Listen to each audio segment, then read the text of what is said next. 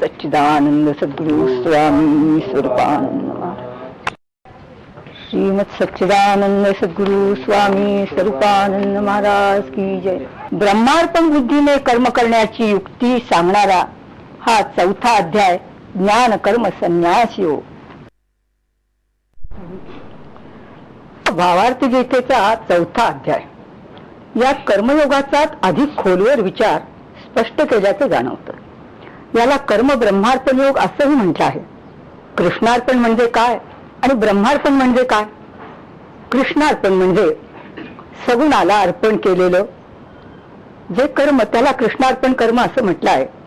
पण इथं तर कृष्णार्पण आणि ब्रह्मार्पण एकच आहे। ब्रह्मस्वरूपामध्ये असलेल्या सगुण मूर्तीला हे अर्पण करणं म्हणजे ज्ञान कर्म संन्यास असाही या योगाला नाव दिलं आहे। वस्तुतः गीतेमध्ये फक्त तीनच योग आहेत। एक कर्मयोग, ज्ञानयोग, आणखी भक्तियोग। पण याच्या अनुषंगिक प्रत्येक एक अध्यायाला नाव देऊन याच मार्गाकडे एकूण जीवाला शिवत्वाकडे नेण्याचा प्रयत्न केला आहे आणि वेगवेगळी नावं दिली आहेत। सुरुवातीलाच हा योग मी सूर्याला सांगितला आणि मनुने इक्ष्वाकु राजाला सांगितलं असं भगवान अर्जुनाला सांगतात। अर्जुनाला प्रश्न पडतो, हा कृष्ण अलीकडचा, मनु पुरातन, हे सांगणे ऐकणे कसे संभवते? इथे पुनर्जन्माची गोष्ट स्पष्ट करण्याचा त्यांचा प्रयत्न आहे। कर्मदेवी जीवाला विसर पडतो, कर्मदेही जीवाला विसर पडतो, पण लीलादेही नारायणाला त्याचे सगळे स्मरण असते। अवतार मीमांसा अवताराचे प्रयोजन सांगितले आहे। कर्म विकर्म अकर्म समजून दिले। ज्ञानी पुरुष कार्य करून नैष्कर्म कसे संपादन करतात, ब्रह्मार्पण म्हणजे काय हे सांगून फलासहित वेगवेगळ्या यज्ञांचे वर्णन करून ज्ञानयज्ञ सर्वश्रेष्ठ आहे, तेव्हा आत्मज्ञानात स्थिर होऊन प्राप्त जे युद्धकर्म आहे त्याला तू त्वरित सिद्ध हो, उठ असे सांगून हा अध्याय संपवला आहे। कर्मसन्यास योग, ज्ञानपूर्वक कर्मसन्यास योग असं या चौथ्या अध्यायाचं नामाभिधान आहे। कर्मसन्यास कसा अनुभवायचा त्याचा सविस्तर उहापोह विस्ताराने इथं वर्णन करतात। तिसऱ्या अध्यायात कर्मयोगाचे विवरण करताना कर्म मात्र ते मदर्पण करी असं म्हटलं आहे। इथे आपण व्यापक अविनाशी आत्मरूप असल्याची ओळख अर्जुनाला भगवान देतात। आपले ईश्वत्व आणि त्याचे जीवत्व याची जाणीव देतात। जीव अज्ञानामुळे आपल्याला क्षुद्र समजतो। जीव वस्तुतः कोण आहे हे अज्ञान दूर केले तर ज्ञानाने कर्मसन्यास घडतो, म्हणून कर्म बाधक होत नाही। या अध्यायाला कर्म ब्रह्मार्पण योग असंही म्हटलं आहे, तर ते अधिकच यथार्थ आहे। कर्म ब्रह्माला अर्पण करून त्याच्याशी योग साधून घ्यावा असे वर्णन आहे, म्हणून हा कर्म ब्रह्मार्पण योग आहे। हा अविनाशी योग मी सूर्याला सांगितला, त्याचे ज्ञान मनुला त्याने ते ज्ञान मनुला सांगितले आणि मनुने हे ज्ञान इक्ष्वाकु राजाला कथन केले। जीव शिवाचा योग समजावून सांगणारा मार्ग परंपरेने अनेक राजर्षींनी अनुसरला आणि जीवन धन्य करून घेतले। पण पुढे पुढे त्याचा लोकांना विसर पडत गेला। विषयात रमण्याची आवड लोकात वाढू लागली। दीर्घकाळ उपयोगी पडणारा मार्ग अनुसरण्याला सवड मिळेना। क्षणिक सुखाला मनुष्य लोक भुलले। सुखशांती देणारा आत्मबोध पूर्ण विसरूनच गेले। रोज पोषक भोजन न करता मिसळ वेळच चाकत राहिल्यावर भोजन तृप्ती होईल का? शरीर स्वास्थ्य राहील का? जीवनातने विवेक वैराग्याची नावच नाही तर जीवनाची नाव पैल तीर कसे गाठणार? मोहातच जीव गटंगळ्या खात राहणार ना? अज्ञानाच्या गर्द अंधार पसरल्यामुळे कर्म करून कर्मबंधाचे जाळे न निर्माण करणारा हा कर्मयोग, ज्ञान कर्म संन्यास योग पूर्ण इतका झाकळून गेला। फार दिवस जनमार्गावर जर लोकांची ये-जा थांबली तर तो मार्ग मळलेला राहत नाही। हळूहळू त्याची माहिती ही लोकांना ध्यानी येत नाही। इथे धारेतल्या ओळी डोळ्यापुढे येऊन तळू लागतात। स्वामी म्हणतात, चिरंजीव परी सांप्रत झाला वेदांताचा अंत, मात्र तयाची भूते नाचती इथे भरतखंडात। भा म्हणजे ज्ञान, त्यात रत असणारा तो भारत। त्या ज्ञानावर आवरण पडत गेले की ते असून नसल्यासारखे होते. भारताची अवस्था अशी झाली आहे. अर्जुना, हा पुरातन आणि सनातन असा उद्धारक योग ही महत्वाची गुप्त गोष्ट मी तुला सांगितली, कारण तू माझा प्राणसखा आहेस, नवे नवे प्राणप्रिय भक्त आहेस. वास्तविक इतकी रणघाई असताना, समोरासमोर सैन्य उभे असताना भगवान भक्ताला उपदेश करण्याची त्वरा का भर करतात? कारण अर्जुनाला रणांगण दिसेनासे झाले. आप्तजनांचे मेळावे पाहून महिन सैरभर झाले आणि कर्तव्याचा विसर, मोहाने घसर असं विपरीत होण्याची वेळ येऊन ठेपली. म्हणून वेळ न करता अज्ञान दूर करून वास्तव ज्ञानाचे विवरण करणे भाग होते. म्हणूनच भगवंत म्हणतात की रणघाई असली तरी क्षणभर थांबून तुझे अज्ञान दूर करणे जरूर आहे. देवाचं बोलणं ऐकून चक्रावून गेलेला अर्जुन विचारतो, देवा, आपण द्वारकाधिपती, आपण विचार करूनच सांगणार, पण मला हे ध्यान येत नाही की कल्पारंभी हा योग तुम्ही रवीला सांगितला असं म्हणता. हे कसं संभवनीय आहे? जीवाला शिवाची व्यापकता, नित्यता, अजत्व कसं समजणार? इथे तो सहज बोलता बोलता कृष्ण असं संबोधतो. तुझा जन्म अलीकडचा, रवीचा जन्म तर फार पूर्वीचा. मग तू त्याला उपदेश केलास, हे विधान कसे काय समजावे? तुझ्या बोलण्याने मी गोंधळून गेलो आहे. तेव्हा भगवान आपले वास्तविक रूप विशद करून सांगतात. अर्जुना, आपण अनेकदा इथे जन्म घेतला आहे, त्याची तुला आठवण नाही, पण त्या सर्वांचे स्मरण मला मात्र आहे. कारण आत्मस्वरूपाच्या स्मरणात म्हणजे ईश्वराचा जागता भाग ठेवूनच माझा इथे वावर होतो. तू मात्र जीवत्व भाव, देहभाव असल्यामुळे तुला त्याची आठवण नाही. मी अजय, अविकारी, जगदीश असूनही मायेचा आश्रय घेऊन अरूप असूनही रूप घेतो. नट कधी कधी राजा होतो, कधी सेवक होतो. नाटक संपले की तो आहे तसा असतो, राजा नसतो की सेवकी नसतो.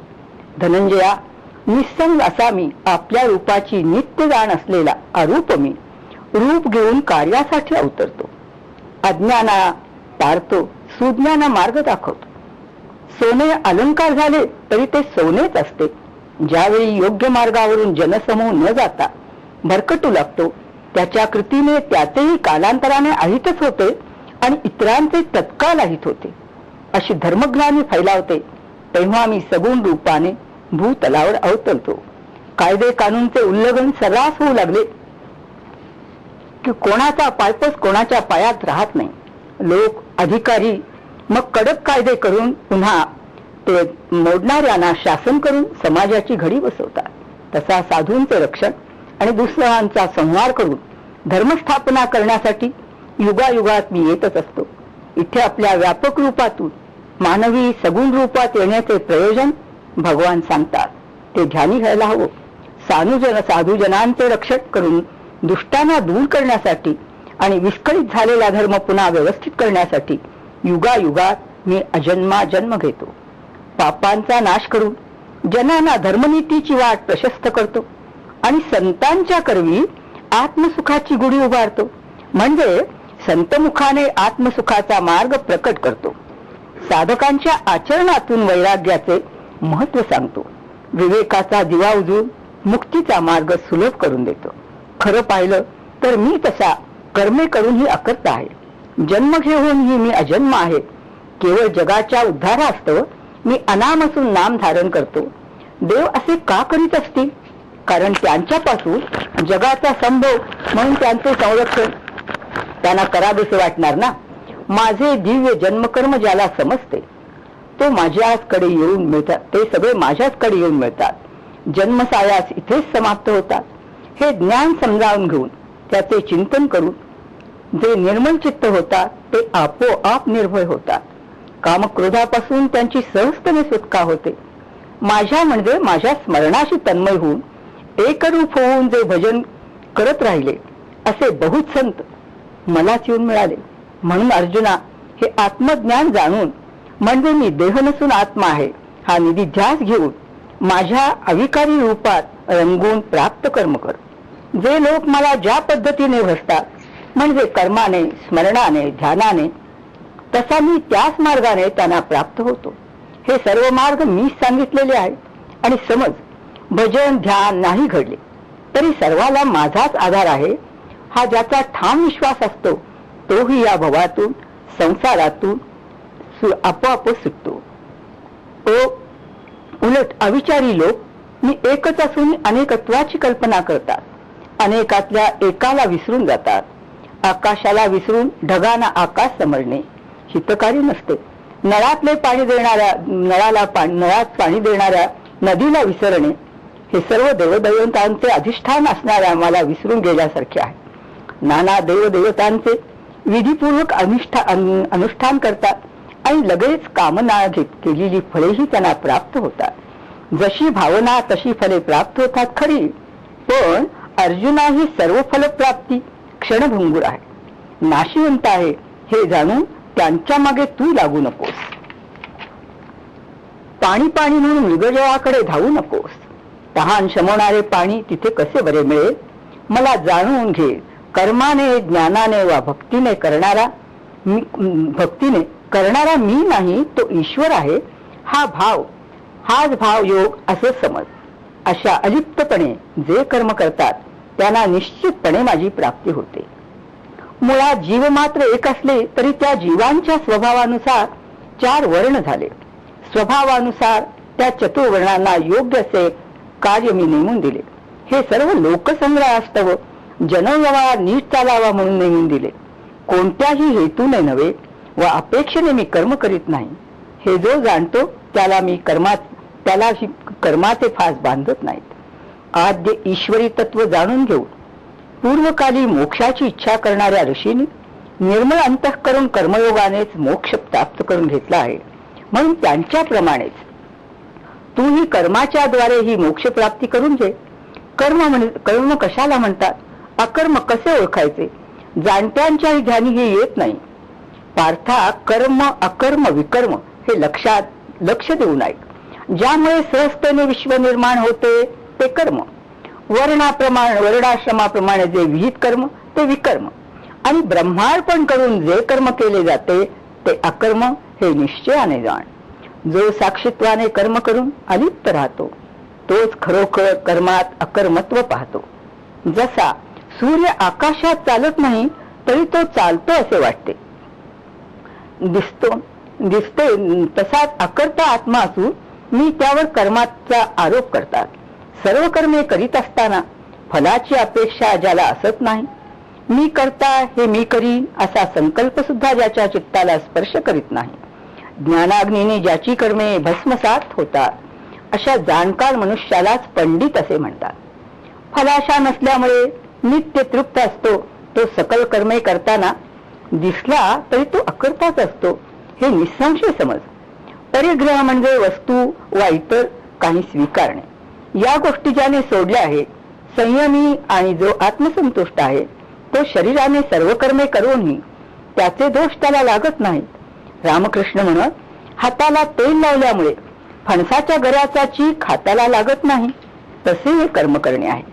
मिळेल त्यात संतोष मारणारा, निर्मत्सर झालेला, सुखदुःखादी द्वंद्वांचा स्पर्शच नाही, यशापशाची बाधा त्याला होत नाही, समभावाने सदा जो वावरत असतो, सर्व कर्मे तो सहज भावाने करीत असतो, त्याला कर्मबंध बांधत नाही. कर्मबंधनातून सुटलेला आत्मज्ञानी यज्ञ उपासना म्हणून कर्म करीत असतो. यानंतर यज्ञ प्रकारांची सविस्तर माहिती दिली आहे. सर्व कर्मे ब्रह्मात विलीन होतात. जणू काही मनुष्य वेशाने ब्रह्मच मूर्त झाले आहे असे त्याला पाहताच वाटू लागते. म्हणून क्रम ब्रह्मार्पण योग असंही या अध्यायाला म्हणतात. सगुण मूर्त कृष्ण रूपाला सर्व कर्मे अर्पण करणे आणि व्यापक अमूर्त ब्रह्माला अर्पण करणे हे चढत्या वाढत्या अर्पणाची जाणीव करून देते. अर्जुनाचा कृष्ण सखा हा खरोखर ब्रह्मरूपाने विश्वसखाच आहे. अग्नी, सृग, सुवादी आणि अर्पण करण्याच्या वस्तू हे ब्रह्मरूप यजन करणाराही ब्रह्म, यज्ञ कर्म तेही ब्रह्म, अशी सर्व वस्तूकडे ब्रह्म म्हणून पाहण्याची समत्वाची भावना होते. तेव्हा त्या यज्ञ कर्त्याला ब्रह्मत्व प्राप्ती होते हे नक्की ध्यानी येते ना. आणि इतर दुसरे याज्ञिक काय करतात ते ऐक.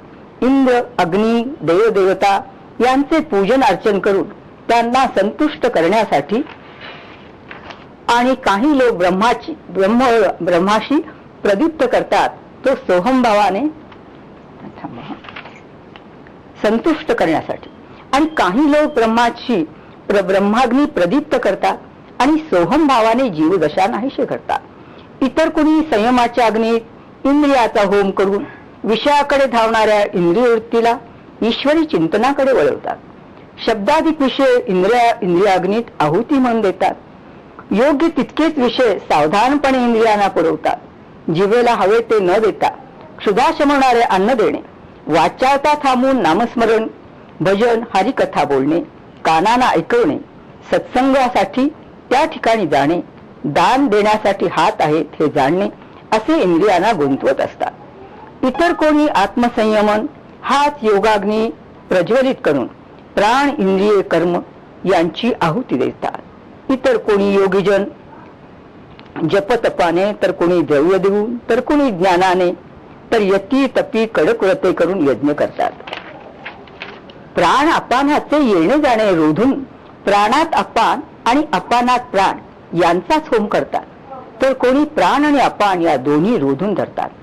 सर्व आहारांचा संयम करून हठयोगाचा स्वीकार करून प्राणातील प्राण हवन करतात, प्राणाग्नीत प्राण हवन करतात, हवन द्रव्य समजतात.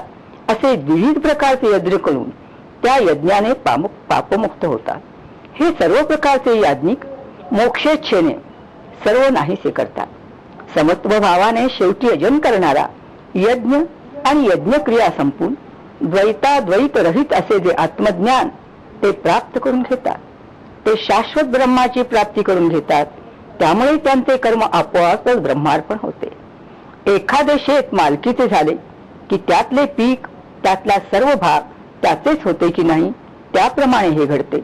एकदा ब्रह्म समजले की ब्रह्मामध्ये कल्पित असणाऱ्या सर्व जगाची माहिती होते. परंतु याउलट जन्माला येऊन संयम, विवेक यांचा विचार करीतच नाही, त्यांचे कल्याण इहलोकी होत नाही, मग परलोकीची गोष्ट दूरच. प्राथमिक शिक्षण नाही, मग महाविद्यालयात कसा मिळणार, प्रवेश कसा मिळणार. हे सर्व यज्ञ माया ब्रह्म यात होत असल्यामुळे ते सर्व कर्मयुक्त आहेत असे जाणून केल्याने मोक्ष प्राप्त होतो. द्रव्यदानानेही यज्ञ होतो, त्याहून ज्ञानयज्ञ श्रेष्ठ. द्रव्यज्ञ यज्ञाने स्वर्ग सुखाची प्राप्ती होते, त्यातून कर्मसमाप्ती आत्मज्ञानामुळे होते. ज्ञान यज्ञामुळे आत्मज्ञान होते, मग इंद्रिय रोधन करावे लागत नाही. इंद्रिये आपोआप विषय विसरतात. खरा संसार मांडल्यावर भातुकलीचा खेळ आठवतो का? सोन्याचे अलंकार प्राप्त झाल्यावर काचमण्यांच्या माला हव्याशा वाटतात का? बुद्धीची धाव इथेच थांबते. प्रवृत्ती जणू काही लोळीपाणी होते. तर्क वितर्क आंधळासारखे स्वस्थ बसून राहतात. विवेक वैराग्याना कृतकृत्यता लाभते आणि वाणी विश्रांती घेते. सर्व साधनांची गडबड थांबून ती तृप्त होतात. आपल्याशीच भेट होते. रामकृष्ण म्हणत, पंगत सुरू होण्यापूर्वी गलबला असतो, मग भूर सुरू होते आणि शेवटी चुपचाप भोजन सुरू होते. हे आत्मज्ञान लाभणे, इच्छा संपणारे ज्ञान मिळावे असे वाटत असल्यास ते संत चरणी विनम्र होऊन विचारावे. तर सहज बर्वे श्रेष्ठ ज्ञान सहज स्वभावाने ते सांगू लागतात. सदा संतासंगे जावे, त्यांच्या जवळी बैसावे. उपदेश ते न देती, ऐकाव्या त्या त्यांच्या गोष्टी. तेची उपदेश होती, तेने कष्ट नष्ट होती. असा संत संगतीचा महिमा आहे. संतांचे वर्णन इथे किती यथार्थ आणि अचूक केले आहे. ते विवेकी संत म्हणजे ज्ञानरत्नांची खाण असल्यासारखे आहे. ब्रह्मरसाची आणि शांती सुखाची जणी मूर्तीच असे हे संत आहेत. देवाला संत गुण वर्णन करताना आनंदाचे भरतेच येते. ते स्वानुभवी आणि वैराग्याचे सूर्य असे हे संत. सत्शिष्य भेटला की कृपादृष्टीनेच त्याला आत्मज्ञान प्रदान करतात. असे संत कृपेचे आत्मज्ञान लाभले की संकल्पातून सायासाविण चित्ताची सुटका होते आणि मग पुन्हा मोहात अडकण्याची वेळच येत नाही. डुबकी मारणे, वर येणे हा प्रकार संत कृपेने संपूनच जातो. हे एकदा ज्ञान झाले की सर्व भूत मात्र आत्म्यात आहे. व्यापकाज्ञात तर पाशीलच, पण माझ्यात सुद्धा त्यांचे दर्शन होईल. बोलता बोलता आपण सगुण रूपी व्यापक ब्रह्मरूपच आहे असे भगवान बोलून जातात. पुढे असा धीर देतात की तुझ्या हातून खूप पातके घडली असली तरी नामरूप नौका घेऊन त्या पापातून तू तरुण जाशील. धगधगता अग्नी कितीही काष्टे टाकली तरी सर्वच्या सर्वसात भस्मसात करतो, तसा हा ज्ञानाग्नी सर्व कर्मांना भस्मसात करीत असतो. म्हणून तर ज्ञाना इतके पवित्र या जगात दुसरे काहीच नाही. मात्र योग्य वेळ आली, साधना वाढली की योगी जनांना त्याची अनुभूती येते. जसे जलाशयाकडे चालू लागले की गारव्याची जाणीव होते आणि पुढे प्रत्यक्ष जलाशयाचे दर्शन होते. गार वाऱ्याचे ठिकाण ठाऊक होते. ब्रह्मनिष्ठ संयमशील साधकांना हे ज्ञान प्राप्त होते. मग परमशांती लाभण्यास वेळ लागतच नाही. पण बिचारा श्रद्धाहीन मंद बुद्धीच्या माणसाला स्वहितच कळत नाही, मायेचा खेळ कळत नाही.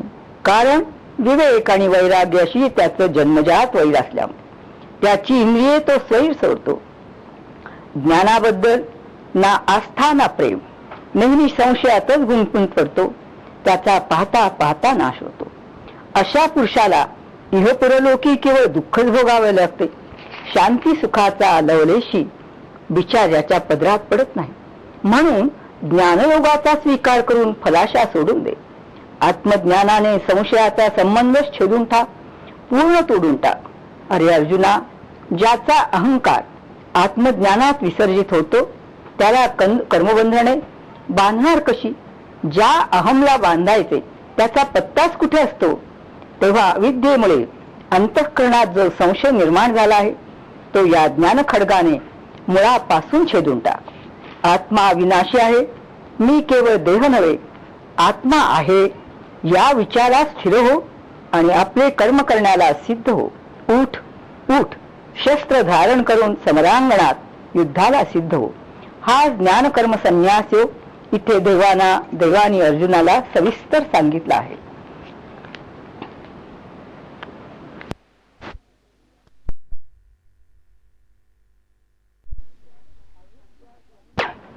अविद्या जन्म संशया तू निजांतरातून या ज्ञानाच्या खड्गलतेने समूळ उच्छेदून अखंड योग स्थित होऊन या निज कर्तव्या पाहे. पार्था समरी शस्त्र घे, करी उठ आता लवला आहे. ज्ञानकर्म संन्यास योग सांगितल्यावर शेवटी अविद्याजन्य संशय ज्ञानाच्या खड्गाने समूळ उच्छेदून टाक असं सांगतात आणि निज कर्तव्य पाहे सम्रांगणात शस्त्रधारी होऊन त्वरित उभा राहा असेही म्हणतात. पुन्हा अर्जुन गोंधळतो. पुन्हा संवाद सुरू होतो. जीवांच्या जीवनात सुसंवाद साधावा म्हणून हा संवाद आहे, तो ध्यानी मनी साठवावा. या अध्यायात सुरुवातीलाच अर्जुनाने एकच प्रश्न विचारला आहे. देवा, एकदा कर्मसन्यासाची तर एकदा कर्मयोगाची प्रशंसा करता, त्यातला अधिक श्रेयस्कर मार्ग मला सांगा. त्याचे विस्ताराने वर्णन या अध्यायात केले आहे. सर्व कर्मे करून ब्रह्मार्पण करणाऱ्या पुरुषाचे वर्णन केले आहे. ईश्वर कर्म करण्यास कुणाला सांगत नाही, प्रकृती सर्व करते हे न समजल्यामुळे लोक हाताने कर्म करतात आणि ईश्वर माथी दोष लावतात. ज्ञानी पुरुष कसा असतो, कसा वागतो, कसा ब्रह्मरूप होतो ते सांगतात. प्राणायामी योग साधनाने कशी जीवनातच मुक्ती मिळते त्याचे संक्षिप्त वर्णन करून अर्जुनाची जिज्ञासा वाढवून भगवान थांबतात.